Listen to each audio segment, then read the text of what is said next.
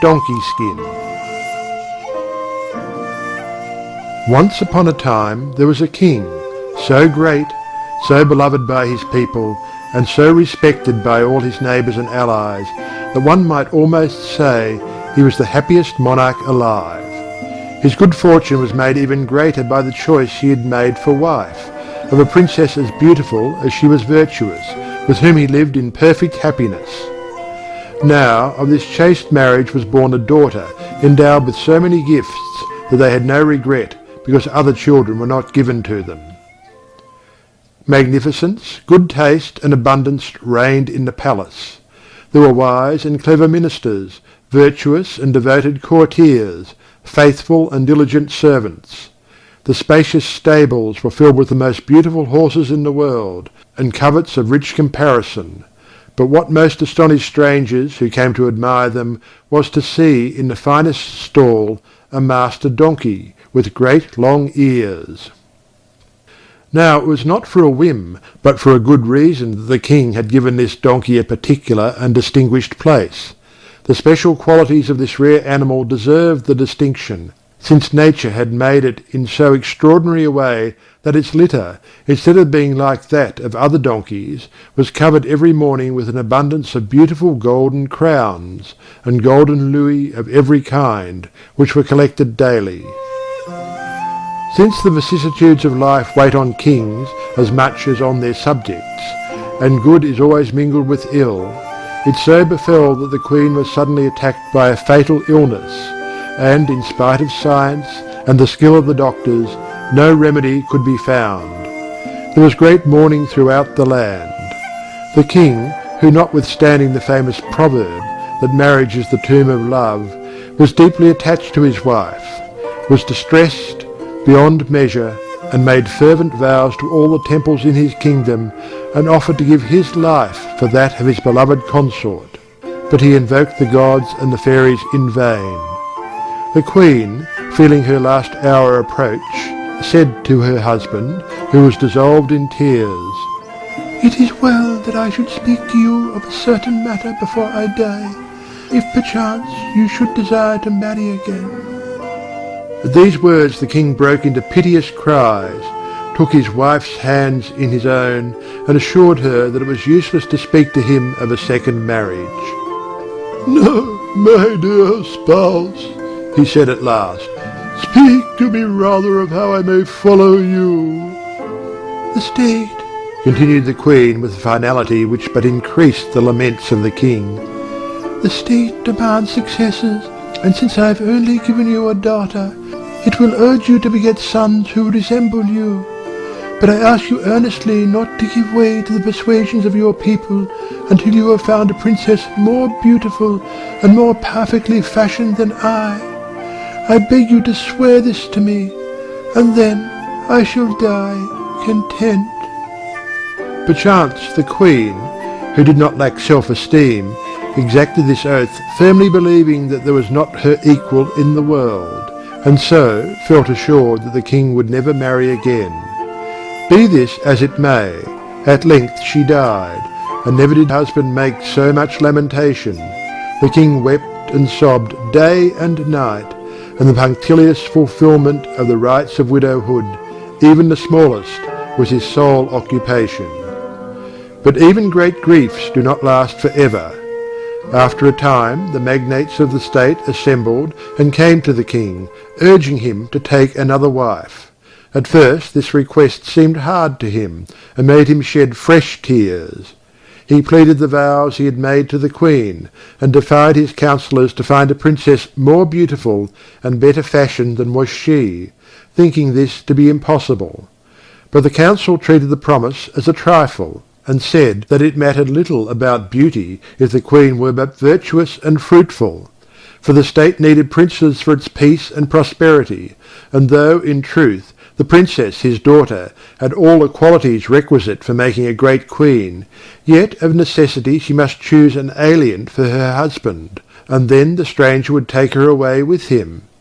If, on the other hand, he remained in her country and shared the throne with her, their children would not be considered to be of pure native stock, and so, there being no prince of his name, neighbouring peoples would stir up wars, and the kingdom would be ruined. The king, impressed by these considerations, promised that he would think over the matter, and so search was made among all the marriageable princesses for one that would suit him. Every day charming portraits were brought him, but none gave promise of the beauty of his late queen. Instead of coming to a decision, he brooded over his sorrow until in the end his reason left him. In his delusions he imagined himself once more a young man. He thought the princess, his daughter, in her youth and beauty, was his queen as he had known her in the days of their courtship, and living thus in the past, he urged the unhappy girl to speedily become his bride. The young princess, who was virtuous and chaste, threw herself at the feet of the king, her father, and conjured him, with all the eloquence she could command, not to constrain her to consent to his unnatural desire. The king, in his madness, could not understand the reason of her desperate reluctance, and asked an old Druid priest to set the conscience of the princess at rest. Now this Druid, less religious than ambitious, sacrificed the cause of innocence and virtue to the favour of so great a monarch, and instead of trying to restore the king to his right mind, he encouraged him in his delusion. The young princess, beside herself with misery, at last bethought her of the Lilac Fairy, her godmother. Determined to consult her, she set out that same night in a pretty little carriage drawn by a great sheep who knew all the roads. When she arrived, the fairy, who loved the princess, told her that she knew all she had come to say, but that she need have no fear, for nothing would harm her, if only she faithfully fulfilled the fairy's injunctions. "For, my dear child," she said to her, "it would be a great sin to submit to your father's wishes, but you can avoid the necessity without displeasing him. Tell him that to satisfy a whim you have, he must give you a dress the colour of the weather. Never, in spite of all his love and his power, will he be able to give you that." The princess thanked her godmother from her heart, and the next morning spoke to the king as the fairy had counselled her, and protested that no one would win her hand unless he gave her a dress the colour of the weather. The king, overjoyed and hopeful, called together the most skilful workmen and demanded this robe of them, otherwise they should be hanged. But he was saved from resorting to this extreme measure, since on the second day they brought the much desired robe. The heavens are not a more beautiful blue, when they are girdled with clouds of gold, than was that lovely dress when it was unfolded. The princess was very sad because of it, and did not know what to do. Once more she went to her fairy godmother, who, astonished that her plan had been foiled, now told her to ask for another gown the colour of the moon. The king again sought out the most clever workmen, and expressly commanded them to make a dress the colour of the moon. And woe betide them, if between the giving of the order and the bringing of the dress more than 24 hours should elapse. The princess, though pleased with the dress when it was delivered, gave way to distress when she was with her women and her nurse. The Lilac Fairy, who knew all, hastened to comfort her and said, "Either I am greatly deceived, or it is certain that if you ask for a dress the colour of the sun, we shall at last baffle the king your father. For it would never be possible to make such a gown. In any case, we should gain time." So the princess asked for yet another gown, as the fairy bade her. The infatuated king could refuse his daughter nothing, and he gave without regret all the diamonds and rubies in his crown to aid this superb work. Nothing was to be spared that could make the dress as beautiful as the sun. And, indeed, when the dress appeared, all those who unfolded it were obliged to close their eyes, so much were they dazzled. And, truth to tell, green spectacles and smoked glasses date from that time. What was the princess to do? Never had so beautiful and so artistic a robe been seen. She was dumbfounded, and pretending that its brilliance had hurt her eyes, she retired to her chamber, where she found the fairy awaiting her. On seeing the dress like the sun, the Lilac Fairy became red with rage. "Oh, this time, my child," she said to the princess, "we will put the king to terrible proof. In spite of his madness, I think he will be a little astonished by the request I counsel you to make of him. It is that he should give you the skin of that ass he loves so dearly, and which supplies him so profusely with the means of paying all his expenses. Go, and do not fail to tell him that you want this skin." The princess, overjoyed at finding yet another avenue of escape, for she thought that her father could never bring himself to sacrifice the ass, went to find him, and unfolded to him her latest desire. Although the king was astonished by this whim, he did not hesitate to satisfy it. The poor ass was sacrificed, and the skin brought with due ceremony to the princess, who, seeing no other way of avoiding her ill fortune, was desperate. At that moment her godmother arrived. "What are you doing, my child?" she asked, seeing the princess tearing her hair, her beautiful cheeks stained with tears. "This is the most happy moment of your life. Wrap yourself in the skin, leave the palace, and walk so long as you can find ground to carry you. When one sacrifices everything to virtue, the gods know how to mete out reward.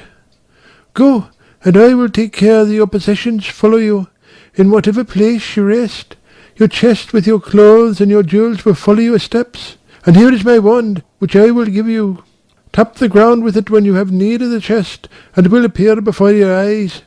But haste to set forth, and do not delay." The princess embraced her godmother many times, and begged her not to forsake her. Then, after she had smeared herself with soot from the chimney, she wrapped herself in that ugly skin, and went out from the magnificent palace without being recognized by a single person. The absence of the princess caused a great commotion. The king, who had caused a sumptuous banquet to be prepared, was inconsolable. He sent out more than 100 gendarmes and more than 1,000 musketeers in quest of her, but the lilac fairy made her invisible to the cleverest seekers, and thus she escaped their vigilance. Meanwhile the princess walked far, far and even farther away. After a time she sought for a resting place, but although out of charity people gave her food, she was so dishevelled and dirty that no one wanted to keep her. At length she came to a beautiful town, at the gate of which was a small farm. Now the farmer's wife had need of a wench to wash the dishes and to attend to the geese and the pigs, and seeing so dirty a vagrant, offered to engage her. The princess, who was now much fatigued, accepted joyfully. She was put into a recess in the kitchen, where for the first day she was subjected to the coarse jokes of the men servants. So dirty and unpleasant did the donkey skin make her appear. At last they tired of their pleasantries. Moreover, she was so attentive to her work that the farmer's wife took her under her protection. She minded the sheep, and penned them up when it was necessary, and she took the geese out to feed with such intelligence that it seemed as if she had never done anything else. Everything that her beautiful hands undertook was done well. One day she was sitting near a clear fountain, where she often repaired to bemoan her sad condition, when she thought she would look at herself in the water. The horrible donkey skin which covered her from head to toe revolted her. Ashamed, she washed her face and her hands, which became whiter than ivory, and once again her lovely complexion took its natural freshness. The joy of finding herself so beautiful filled her with the desire to bathe in the pool, and this she did. But she had to don her unworthy skin again before she returned to the farm. By good fortune the next day chanced to be a holiday, and so she had leisure to tap for her chest with the fairy's wand, arrange her toilet, powder her beautiful hair, and put on the lovely gown which was the colour of the weather. But the room was so small that the train could not be properly spread out. The beautiful princess looked at herself, and with good reason admired her appearance so much that she resolved to wear her magnificent dresses in turn on holidays and Sundays for her own amusement, and this she regularly did. She entwined flowers and diamonds in her lovely hair with admirable art, and often she sighed that she had no witness of her beauty save the sheep and geese, who loved her just as much in the horrible donkey skin after which she had been named at the farm. One holiday, when Donkey Skin had put on her sun-hued dress, the son of the king to whom the farm belonged alighted there to rest on his return from the hunt. This prince was young and handsome, beloved of his father and of the queen his mother, and adored by the people. After he had partaken of the simple collation which was offered him, he set out to inspect the farmyard and all its nooks and corners. In going thus from place to place, he entered a dark alley at the bottom of which was a closed door. Curiosity made him put his eye to the keyhole. Imagine his astonishment at seeing a princess so beautiful and so richly dressed, and withal of so noble and dignified a mien, that he took her to be a divinity. The impetuosity of his feelings at this moment would have made him force the door, had it not been for the respect with which that charming figure had filled him. It was with difficulty that he withdrew from this gloomy little alley, intent on discovering who the inmate of the tiny room might be. He was told that it was a scullion called Donkey Skin, because of the skin which she always wore, and that she was so dirty and unpleasant that no one took any notice of her, or even spoke to her. She had just been taken out of pity to look after the geese. The prince, though little satisfied by this information, saw that these dense people knew no more, and that it was useless to question them. So he returned to the palace of the king his father, beyond words in love, having continually before his eyes the beautiful image of the goddess whom he had seen through the keyhole. He was so full of regret that he had not knocked at the door, and promised himself that he would not fail to do so next time. But the fervency of his love caused him such great agitation that the same night he was seized by a terrible fever, and was soon at death's door. The queen, who had no other child, was in despair because all remedies proved useless. In vain she promised great rewards to the doctors. Though they exerted all their skill, nothing would cure the prince. At last they decided that some great sorrow had caused this terrible fever. They told the queen, who, full of tenderness for her son, went to him and begged him to tell her his trouble. She declared that even if it was a matter of giving him the crown, his father would yield the throne to him without regret. Or if he desired some princess, even though there should be war with the king her father and their subjects, should, with reason complain, all should be sacrificed to obtain what he wished. She implored him with tears not to die, since their life depended on his. The queen did not finish this touching discourse without moving the prince to tears. "Madam," he said at last in a very feeble voice, "I am not so base that I desire the crown of my father. Rather may heaven grant him life for many years, and that I may always be the most faithful and the most respectful of his subjects. As to the princesses that you speak of, I have never yet thought of marriage, and you well know that, subject as I am to your wishes, I shall obey you always, even though it be painful to me." "Ah, my son," replied the queen, "we will spare nothing to save your life.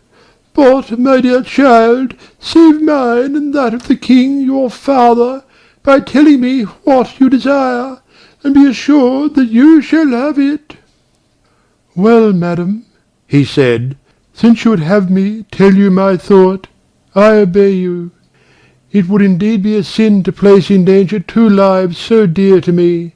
Know, my mother, that I wish Donkey Skin to make me a cake, and to have it brought to me when it is ready." The queen, astonished at this strange name, asked who Donkey Skin might be. "It is, madam," replied one of her officers, who had by chance seen this girl, "it is the most ugly creature imaginable after the wolf, a slut who lodges at your farm and minds your geese." "It matters not," said the queen. "My son, on his way home from the chase, has perchance eaten of her cakes. It is a whim such as those who are sick do sometimes have. In a word, I wish that Donkey Skin, since Donkey Skin it is, make him presently a cake." A messenger ran to the farm, and told Donkey Skin that she was to make a cake for the prince as well as she possibly could. Now, some believed that Donkey Skin had been aware of the prince in her heart at the moment when he had put his eye to the keyhole, and then, looking from her little window, she had seen him, so young, so handsome, and so shapely, that the remembrance of him had remained, and that often the thought of him had cost her some sighs. Be that as it may, Donkey-skin, either having seen him, or having heard him spoken of with praise, was overjoyed to think that she might become known to him. She shut herself in her little room, threw off the ugly skin, bathed her face and hands, arranged her hair, put on a beautiful corsage of bright silver, and an equally beautiful petticoat, and then set herself to make the much desired cake. She took the finest flour, and the newest eggs and freshest butter, and while she was working them, whether by design or no, a ring which she had on her finger fell into the cake and was mixed in it.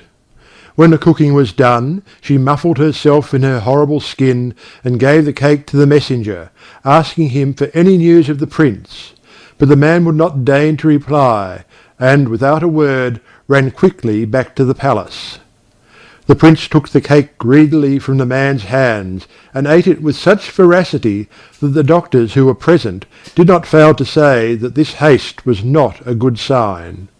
Indeed, the prince came near to being choked by the ring, which he nearly swallowed, in one of the pieces of cake. But he drew it cleverly from his mouth, and his desire for the cake was forgotten as he examined the fine emerald set in a gold keeper ring, a ring so small that he knew it could only be worn on the prettiest little finger in the world. He kissed the ring 1,000 times, put it under his pillow, and drew it out every moment that he thought himself unobserved.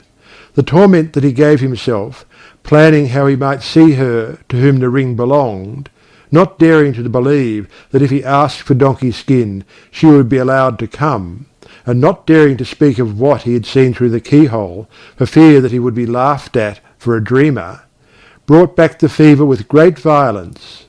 The doctors, not knowing what more to do, declared to the queen that the prince's malady was love, whereupon the queen and the disconsolate king ran to their son. "My son, my dear son," cried the affected monarch, "tell us the name of her whom you desire. We swear that we will give her to you, even though she were the vilest of slaves." The queen, embracing him, agreed with all that the king had said, and the prince, moved by their tears and caresses, said to them, "My father and my mother, I in no way desire to make a marriage which is displeasing to you." And drawing the emerald from under his pillow, he added, "To prove the truth of this, I desire to marry her to whom this ring belongs. It is not likely that she who owns so pretty a ring is a rustic or a peasant." The king and the queen took the ring, examined it with great curiosity, and agreed with the prince that it could only belong to the daughter of a good house. Then the king, having embraced his son and entreated him to get well, went out. He ordered the drums and fifes and trumpets to be sounded throughout the town, and the heralds to cry that she whose finger a certain ring would fit should marry the heir to the throne. First the princesses arrived, then the duchesses, and the marquises, and the baronesses, but though they did all they could to make their fingers small, none could put on the ring. So the country girls had to be tried, but, pretty though they all were, they all had fingers that were too fat. The prince, who was feeling better, made the trial himself. At last it was the turn of the chambermaids, but they succeeded no better. Then, when everyone else had tried, the prince asked for the kitchen maids, the scullions, and the sheep girls. They were all brought to the palace, but their coarse, red, short fingers would hardly go through the golden hoop as far as the nail. "You have not brought that Donkey-skin who made me the cake," said the prince. Everyone laughed and said, "No," so dirty and unpleasant was she. "Let some one fetch her at once," said the king. "It shall not be said that I left out the lowliest." And the servants ran laughing and mocking to find the goose girl. The princess, who had heard the drums and the cries of the heralds, had no doubt that the ring was the cause of this uproar. Now she loved the prince, and as true love is timorous and has no vanity, she was in perpetual fear that some other lady would be found to have a finger as small as hers. Great then was her joy when the messengers came and knocked at her door. Since she knew they were seeking the owner of the right finger on which to set her ring, some impulse had moved her to arrange her hair with great care, and to put on her beautiful silver corsage, and a petticoat full of furbelows and silver lace studded with emeralds. At the first knock she quickly covered her finery with the donkey skin, and opened the door. The visitors, in derision, told her that the king had sent for her in order to marry her to his son. Then, with loud peals of laughter, they led her to the prince, who was astonished at the garb of this girl, and dared not believe that it was she whom he had seen so majestic and so beautiful. Sad and confounded, he said, "Is it you who lodge at the bottom of that dark alley in the 3rd yard of the farm?" "Yes, your highness," she replied. "Show me your hand," said the prince, trembling, and heaving a deep sigh. Imagine how astonished everyone was. The king and the queen, the chambermaids, and all the courtiers were dumbfounded, when from beneath that black and dirty skin came a delicate little white and rose-pink hand, and the ring slipped without difficulty on to the prettiest little finger in the world. Then, by a little movement which the princess had made, the skin fell from her shoulders, and so enchanting was her guise, that the prince, weak though he was, fell on his knees and held her so closely that she blushed. But that was scarcely noticed, for the king and queen came to embrace her heartily, and to ask her if she would marry their son. The princess, confused by all these caresses, and by the love of the handsome young prince, was about to thank them, when suddenly the ceiling opened, and the lilac fairy descended in a chariot made of the branches and flowers from which she took her name, and with great charm told the princess's story. The king and queen, overjoyed to know that Donkey Skin was a great princess, redoubled their caresses. But the prince was even more sensible of her virtue, and his love increased as the fairy unfolded her tale. His impatience to marry her, indeed, was so great that he could scarcely allow time for the necessary preparations for the grand wedding which was their due. The king and queen, now entirely devoted to their daughter-in-law, overwhelmed her with affection. She had declared that she could not marry the prince without the consent of the king, her father, so he was the first to whom an invitation to the wedding was sent. He was not, however, told the name of the bride. The lilac fairy, who, as was right, presided over all, had recommended this course to prevent trouble. Kings came from all the countries round, some in sedan chairs, some in beautiful carriages.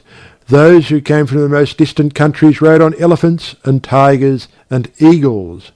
But the most magnificent and most glorious of all was the father of the princess. He had happily recovered his reason, and had married a queen who was a widow and very beautiful, but by whom he had no child.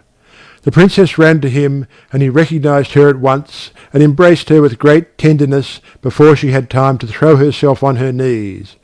The king and queen presented their son to him, and the happiness of all was complete. The nuptials were celebrated with all imaginable pomp, but the young couple were hardly aware of the ceremony, so wrapped up were they in one another. In spite of the protests of the noble-hearted young man, the prince's father caused his son to be crowned the same day, and kissing his hand, placed him on the throne. The celebrations of this illustrious marriage lasted nearly 3 months, but the love of the two young people would have endured for more than 100 years had they outlived that age, so great was their affection for one another. The moral. It scarce may be believed, this tale of Donkey Skin, but laughing children in the home, yea, mothers and grandmothers too, are little moved by facts. By them 'twill be received.